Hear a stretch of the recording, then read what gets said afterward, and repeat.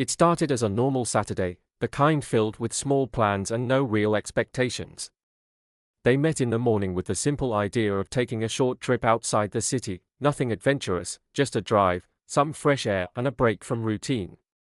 The weather was undecided, clouds moving lazily across the sky, and the road ahead looked familiar enough. Music played quietly in the car, and the conversation drifted between jokes, memories, and comfortable silence. At some point, without really noticing, they took a wrong turn. The navigation recalculated, suggested a new route, then lost signal completely. Instead of turning back, they looked at each other and laughed. For once, no one felt like fixing the situation immediately. The road grew narrower, houses disappeared, and fields stretched out on both sides, golden and calm. They drove slower now, windows slightly open, letting the wind in. She leaned her head back and said it felt strange how peaceful it was to not know exactly where they were going. He agreed, admitting that most days he felt pressured to always have a plan, an answer, direction. Here, none of that seemed necessary. They stopped near a small forest, parked the car, and decided to walk without a destination. The ground was uneven, the path unclear, but every step felt lighter than expected. As they walked, conversations deepened naturally. They talked about moments in their lives when they felt lost before, after decisions that didn't turn out as planned, relationships that ended without closure, dreams that quietly changed shape over time. There was no sadness in these stories, only reflection. Getting lost now felt different. It wasn't about confusion or fear, but about choice. About allowing life to unfold without constant control. They sat on a fallen tree, shared snacks from their bag, and laughed at how unprepared they were, how far this small mistake had taken them. When the sun started to dip lower, they realized it was time to head back. Finding the car took longer than expected, but neither of them rushed.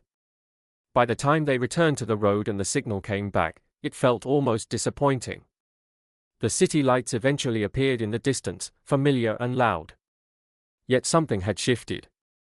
That day taught them that sometimes the best moments happen when plans fall apart, when directions disappear, and when you trust the people beside you more than the map in your hand.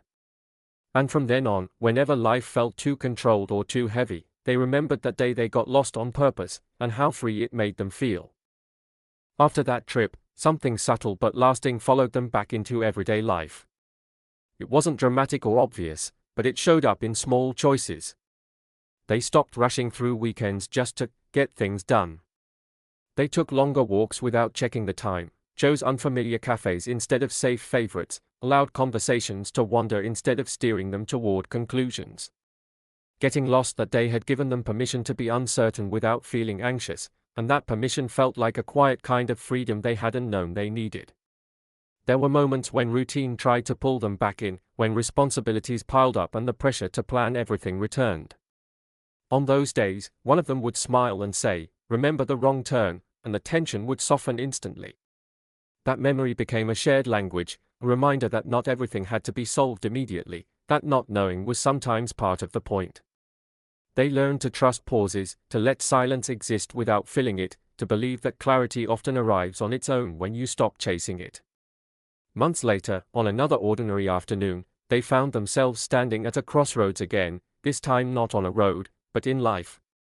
A decision waited for them, one that came without clear instructions or guarantees. Instead of panic, they felt calm.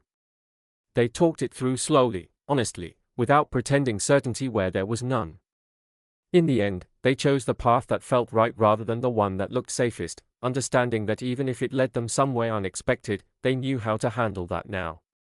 They never tried to recreate that exact day or turn it into something bigger than it was. They didn't need to. Its value lived in how it changed the way they moved forward. They understood that being lost didn't mean being wrong, and that sometimes the most meaningful direction is the one you discover together, step by step, without a map.